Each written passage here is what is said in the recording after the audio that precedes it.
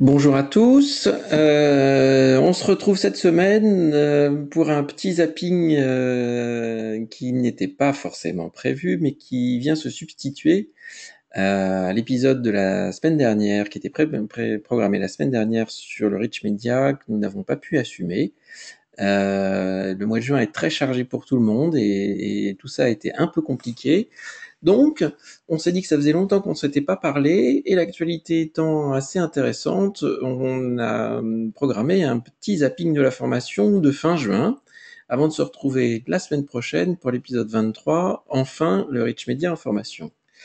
Comme d'habitude, donc pour les participants qui sont en direct ou ceux qui seront en replay, de quoi nous poser des questions, nous regarder et communiquer en audio parce que j'ai ouvert les micros de tout le monde. Voilà. Qu'est-ce qui nous attend dans ce petit épisode? Un petit retour sur notre visite à Viva Technologies pour vous dire ce qu'on y a vu et ce qu'on a retenu. Rapidement, un petit retour sur le Digital Learning Day qui a été, de notre point de vue, une belle édition cette année. Puis on vous donnera quelques informations sur l'année prochaine. Le coin de la techno, parce que voilà, il y a une petite techno dont on avait peut-être déjà parlé, mais donc je voudrais vous faire découvrir un peu plus en détail.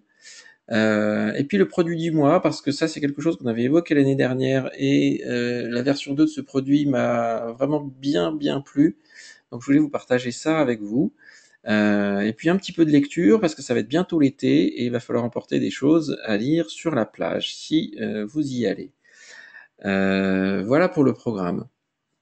Viva Technologie, j'espère que vous avez eu l'occasion d'y aller. Nous, on a trouvé ça vraiment très chouette, vraiment un bel événement qui monte en puissance. Voilà, donc on y a vu bien évidemment de la réalité virtuelle, beaucoup de réalité virtuelle, et pas que des choses gadgets. On est vraiment maintenant dans les applications très concrètes et pas forcément très élitistes. On y a vu bien évidemment Google avec ses cardboards, mais vraiment une pléthore de casques, du plus simple au plus sophistiqué, mais surtout beaucoup d'applications très intéressantes. Et les grands acteurs de la formation commencent à se préoccuper de ça. Je sais que My Serious Game nous prépare des choses vraiment incroyables. Et puis donc pour la réalité augmentée, eh bien, on a aussi eu la conviction que c'était quelque chose qui pouvait avoir beaucoup d'intérêt en formation. Donc vraiment une grande confirmation de cette démocratisation de cette technologie qui devrait y arriver assez vite. Mon petit doigt me dit que l'année prochaine, les prochaines générations de téléphones intégreront tous au moins la réalité augmentée, voire un peu de réalité virtuelle, et qu'il suffira de chausser quelques petites choses un peu plus pratiques et ergonomiques que ces grosses lunettes pour pouvoir en profiter. La deuxième tendance, c'est beaucoup d'intelligence artificielle. IBM avec Watson, Amazon qui s'y met, Microsoft qui s'y met, voilà, Apple qui fait une annonce disant dans nos produits il y en a déjà même si on ne vous l'a pas dit et on prépare des processeurs pour ça. Et concrètement à Viva Technologies on a pu voir les premières applications d'intelligence artificielle et on peut la craindre. Donc je pense que ça va nous donner de beaux produits et de belles assistances. On y a pu y rencontrer aussi des robots, alors qu'ils sont pas tellement améliorés dans leur aspect, ils sont soit moches, soit très enfantins. Cependant, le fait de côtoyer les robots montre bien que c'est une technologie avec laquelle on peut assez rapidement être à l'aise, même très rapidement être à l'aise. Reste plus qu'à leur donner un bon aspect pour qu'ils nous deviennent familiers. L'autre tendance, robots et IA, chatbot, on vous a déjà largement parlé, mais voilà, ça devient quelque chose de très concret dans beaucoup de sites web. Vous avez l'impression de discuter avec un support qui parle mal français, mais en fin de compte, c'est déjà une intelligence artificielle. Et donc, je pense que c'est une avancée qu'on va pouvoir assez rapidement voir en formation, poser des questions sur un sujet, poser des questions à un tuteur virtuel qui soit vous expliquera d'une façon différente les contenus de formation, soit vous renverra vers les bonnes sections de ce qui peut apporter réponse à vos questions. Surtout, on a vu beaucoup de volonté d'innover. L'innovation n'étant pas simplement quelque chose de radicalement nouveau, L'innovation de rupture peut apporter ce genre de choses, mais l'innovation incrémentale est simplement une façon de faire évoluer dans le bon sens des choses déjà existantes. Et surtout, ce qui est intéressant, c'est de voir que les grands sponsors, les très grands sponsors, mettent l'innovation vraiment comme un fer de développement, et pas que dans les mots, puisqu'il y a vraiment beaucoup d'initiatives très intéressantes en innovation. Voilà, ce qui nous a beaucoup plu, c'est qu'il y avait beaucoup d'énergie sur ce salon, des gens souriants, des gens disponibles. Même si samedi, on voyait que comme moi aujourd'hui, il commençait à être un peu fatigué. Et puis on a pu y trouver quelques pépites. Moi j'ai croisé pas mal de petites startups qui avaient des projets sur le papier sympathiques, en attendant de voir que cela se concrétise en réalisation opérationnelle. J'ai été relativement emballé par Viva Technologies et impatient d'être l'année prochaine pour voir encore plus d'applications concrètes et, je l'espère, croiser encore plus de têtes connues de la formation qui profiteront de ce bel événement pour faire connaître leurs réalisations. Alors un petit mot sur le Digital Learning Day, parce que même si on en est les auteurs, ce n'est pas que de l'autopromo, je pense que c'était un événement important dans cet été de la formation. Les 2 journées ont été belles, et pas que par le temps. Pour la conférence, on a eu 12 interventions vraiment de qualité, toutes avec des points de vue un peu différents, avec pas que des gens qui étaient totalement issus de la formation du digital.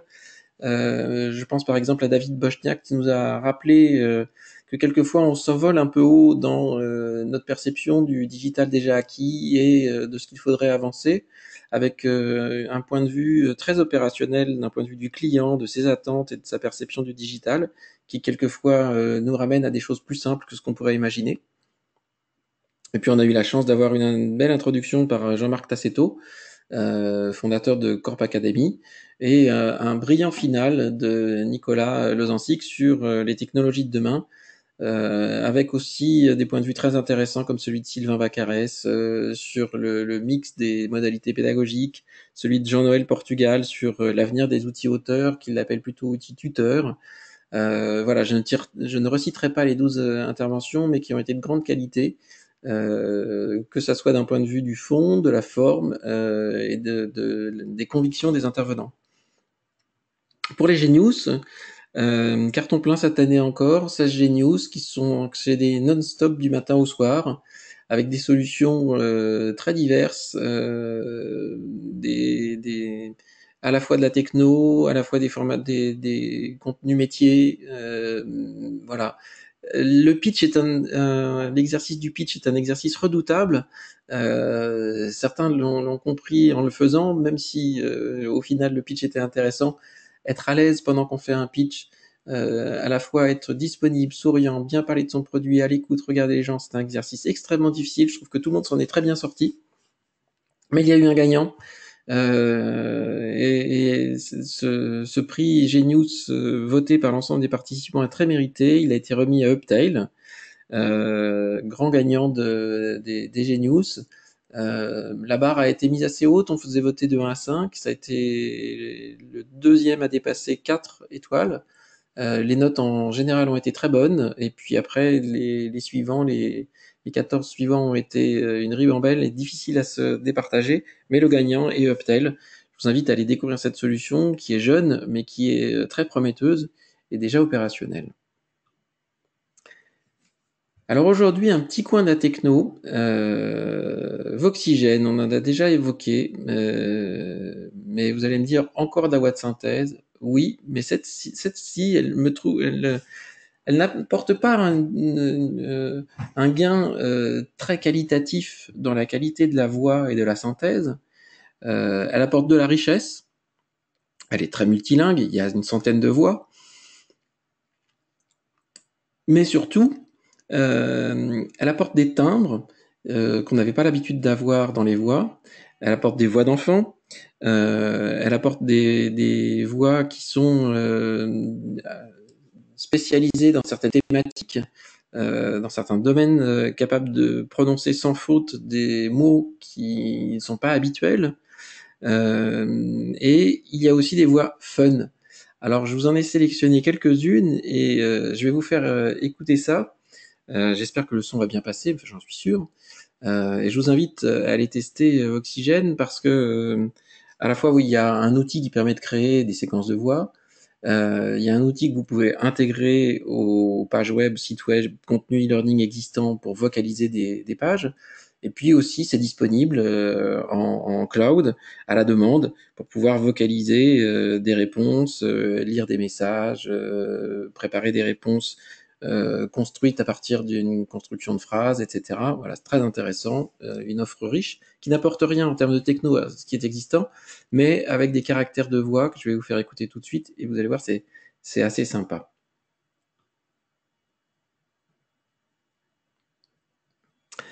Voilà, on va commencer par Fabienne, qui fait partie des voix fun. Alors, hop, pour éviter que leur serveur ne soit saturé,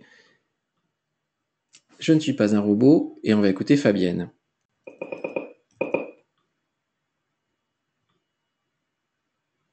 Veuillez cliquer sur la case « Je ne suis pas un robot ». Bien sûr, je ne suis pas un robot, moi non plus.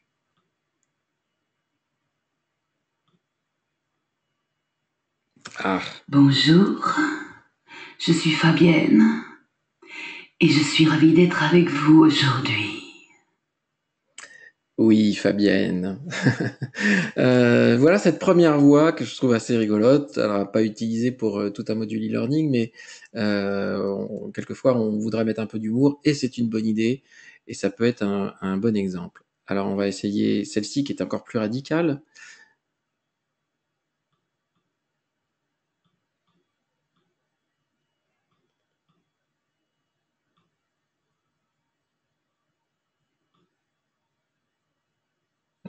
Les boss, on soit cool, j'ai bien mérité mon apéro.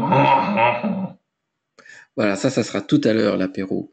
Alors une troisième voix qui est un enfant.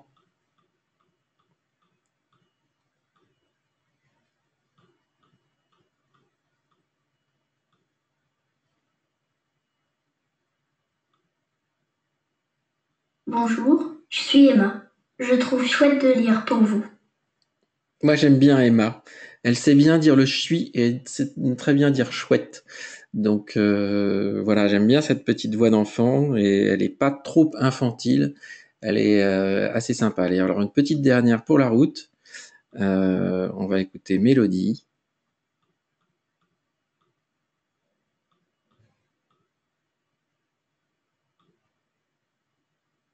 Une voix qui chante, comme c'est amusant. Voilà, on finit avec une petite chanson. Donc Voxygène, vraiment, moi j'étais assez surpris par cette initiative de vouloir faire des voix un peu fun. Et je pense que quand dans certains produits, entre pas de son et trop de son, ou toujours le même, ou une trop jolie voix, ou trop de voix de synthèse, avoir des voix de synthèse comme ça et apporter un peu de variété, ça peut être assez sympa. Donc je vous invite à aller voir Voxygène, découvrir leurs produits. Vous pouvez aussi avoir des voix sur mesure, vous pouvez avoir des voix multilingues, et il y a aussi des voix fun dans tous les multilingues. Donc, vive la voix. Moi, je trouve que ça manque un petit peu dans le e-learning. Et en mobile, on a tous un casque. Donc, pour le mobile learning, je pense que c'est quelque chose qui peut vraiment apporter un plus, d'avoir cette proximité avec un petit peu de décalage par rapport à ce qu'on a l'habitude d'entendre en voix de synthèse. On vous en avait déjà parlé de Spot LMS, un ovni qui était débarqué dans le paysage des LMS dont on n'avait jamais entendu parler, qui fait pas beaucoup de publicité. C'est une boîte française, marseillaise. On vous en avait parlé il y a plus d'un an. Et ils en sont à la version 2 de leur LMS. Et franchement, c'est un chouette produit, très très complet. C'est un bon LMS cloud totalement responsive. Vous pouvez tester sur une tablette ou sur un téléphone. Je l'ai fait, le résultat est vraiment, vraiment chouette. Le responsive ne vaut pas bien évidemment une application native ou des contenus natifs sur une tablette ou sur un téléphone, mais il y a du bon et du mauvais responsive. Regardez du côté des outils auteurs qui se disent responsive, vous verrez de quel côté je pense. Je suis entre le bon et le mauvais, vous me connaissez, j'ai souvent pas la dent très tendre. Là, c'est du bon responsive. Il y a un outil auteur qui est assez complet, qui est simple, qui produit au moins des choses aussi intéressantes que certains outils auteurs qui, eux, sont beaucoup plus compliqués. Est intégré une classe virtuelle qui vaut certaines classes virtuelles et quelquefois même un petit peu plus. C'est un outil qui est capable de vous créer des séquences de rich media où vous synchronisez un PDF ou des documents, un PowerPoint avec une vidéo. Il y a tous les outils pour faire la synchronisation et pour le faire plutôt bien. Comme la vidéo est un média aujourd'hui qu'on utilise beaucoup dans les MOOC et que ce LMS est capable de faire des MOOC, mais que la difficulté souvent c'est l'hébergement des vidéos et leur streaming, il possède un outil de streaming de ces vidéos-là si vous ne souhaitez pas les héberger sur des sites comme YouTube ou Vimeo. C'est personnalisable, vous pouvez l'avoir en marque blanche, vous lorgnerez vers des arguments qu'on retrouve chez d'autres LMS tendances. On arrive à la même personnalisation. Bien évidemment, il y a une marketplace. Si vous souhaitez commercialiser vos contenus, il y a tous les outils pour monétiser vos contenus de formation. Ça va de gratuit pour 20 utilisateurs à 349 € par mois pour 1000 utilisateurs. Et si vous avez une petite population de 100 utilisateurs, par exemple, le tarif c'est 99 € par mois, sans engagement. Vous pouvez payer pour un mois ou 2 mois. Et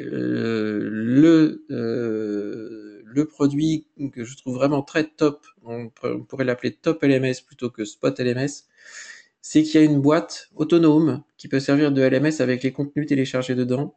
Si vous voulez faire du LMS en centre de ressources ou du LMS en salle de formation, eh bien, vous mettez la boîte, ça fait routeur Wi-Fi, donc vous n'avez pas besoin de Wi-Fi spécialement dans la salle, et tout le monde peut se connecter avec des tablettes ou des ordis sur la box pour resynchroniser bien évidemment après les résultats avec la plateforme. Très peu d'éditeurs, même des poids lourds, même avec des solutions très coûteuses, proposent ce genre de box. On le voit pour Klaxoon, mais pour les LMS, c'est vraiment très nouveau.